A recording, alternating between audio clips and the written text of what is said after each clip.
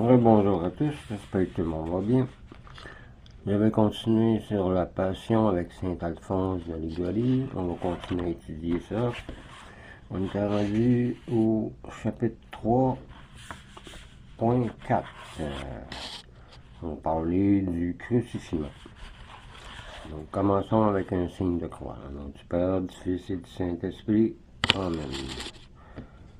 D'après les révélations faites à sainte Brigitte, quand notre Sauveur se vit sur la croix, il étendit de lui-même sa main droite à l'endroit où elle devait être clouée. Le bourreau clouèrent ensuite sa main gauche et enfin ses pieds sacrés, après quoi ils laissèrent Jésus mourir sur ce lit de douleur. Saint Augustin dit que le supplice de la croix était extrêmement cruel parce qu'il rendait la mort plus lente afin de prolonger la douleur. Au ciel, quel spectacle de voir le Fils du Père éternel crucifié entre deux criminels. C'est là précisément ce qu'Isaïe avait prédit dans Isaïe 53, verset 12. Saint Jean Chrysostome, considérant Jésus en croix, s'écrie avec admiration et amour: je vois mon Sauveur dans le ciel entre le Père et le Saint-Esprit. Je le vois sur le mont Tabor entre deux saints, Moïse et Élie. Et comment le vois-je maintenant crucifié sur le calvaire entre deux voleurs? Mais cela devait être ainsi, car selon le décret divin et selon sa volonté, c'est ainsi qu'il devait mourir pour expier par sa mort les péchés des humains et les sauver, conformément à la prophétie d'Isaïe. Le même prophète fait cette question: quel est cet homme si beau et si fort qu'il vient d'Édom, les vêtements couleur de sang? Voir Isaïe 63, verset 1. Édom marque la couleur rouge, mais un peu foncée, comme on le voit dans la Genèse. Genèse 25, verset 30. Cette demande est suivie d'une réponse, et d'après les interprètes, c'est notre Seigneur qui parle. C'est moi qui professe la justice et qui me montre grand pour sauver. Voir Isaïe 63, verset 1. Le prophète s'interroge de nouveau: pourquoi donc vos vêtements sont-ils rouges, comme les habits de ceux qui foulent le vin dans le pressoir au temps de la vendage? Voir Isaïe 63, verset 2. Et ainsi de suite. Et le Seigneur répond: j'ai été seul à fouler le vin. Aucun homme ne s'est trouvé avec moi. Isaïe 63, verset 3.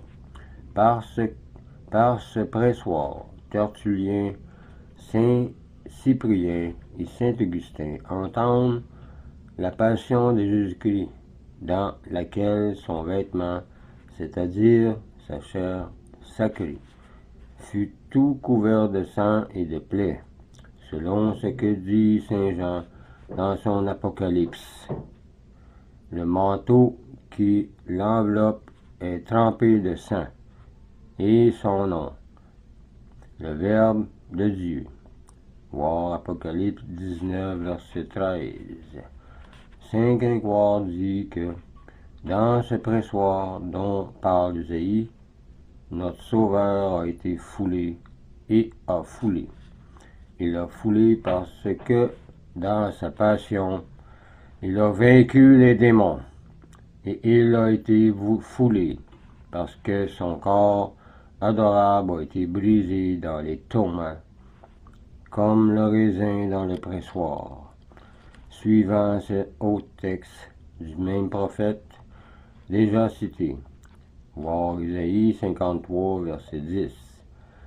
Yahvé s'est plu à l'écraser par la souffrance, dit Isaïe. Voilà donc ce divin maître qui était le plus beau des hommes, voir le psaume 44, verset 3.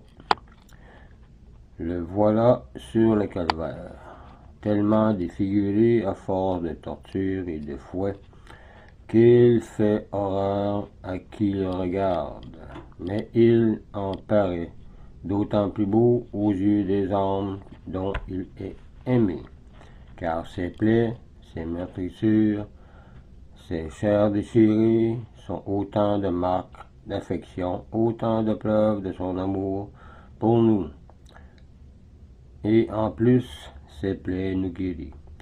Écoutons un poète exprimer fort bien ce sentiment.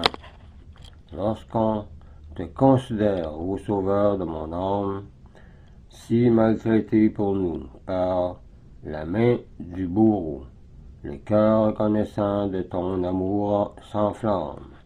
Plus on t'a déchiré, plus tu nous sembles beau.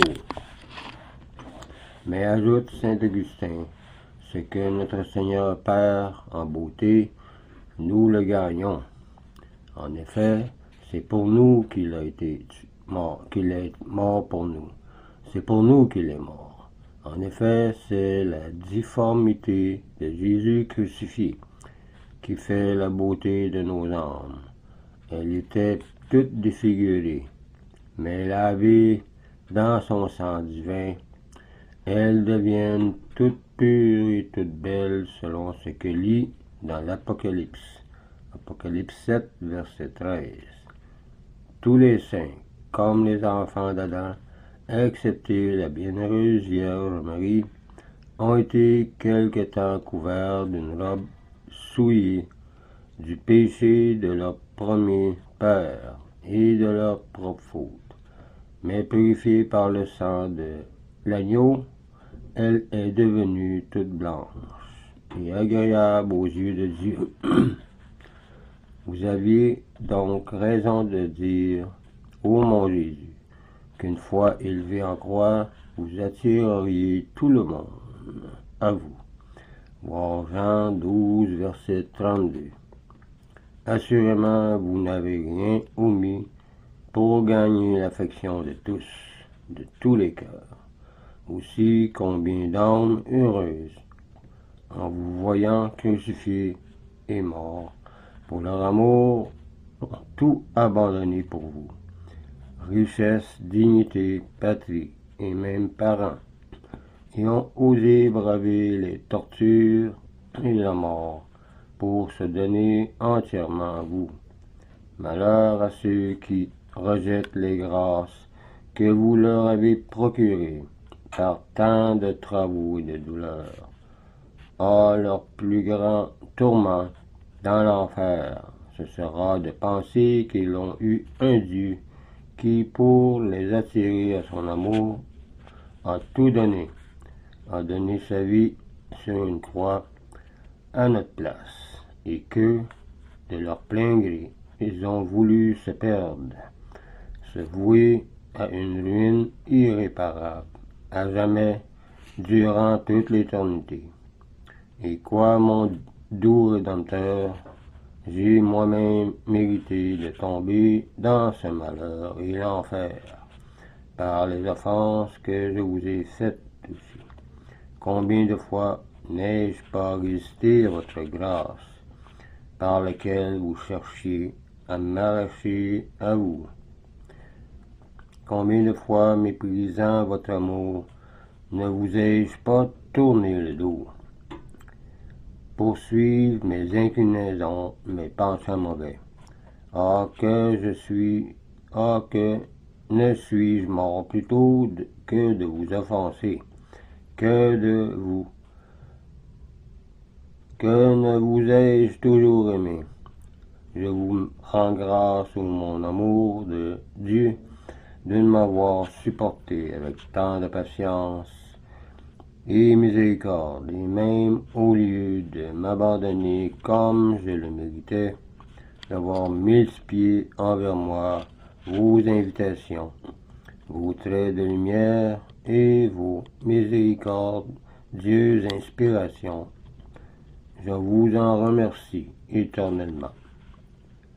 L'amour du Seigneur à jamais, je le chanterai. Voir le psaume 88, verset 2, ou 89, verset 2. Mon Sauveur et mon espérance.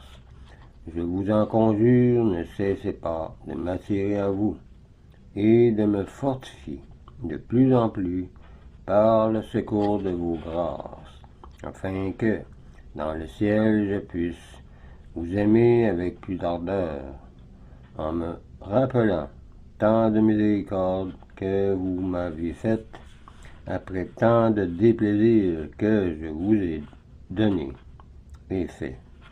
J'espère tout par les mérites de votre sang précieux que vous avez répandu et de cette mort douloureuse que vous avez endurée pour tous et pour moi.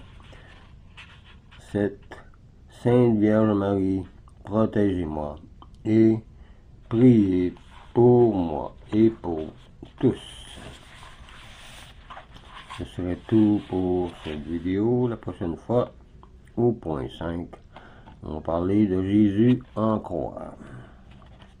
Donc, je vous laisse là-dessus. Je vous dis au revoir et union de prière.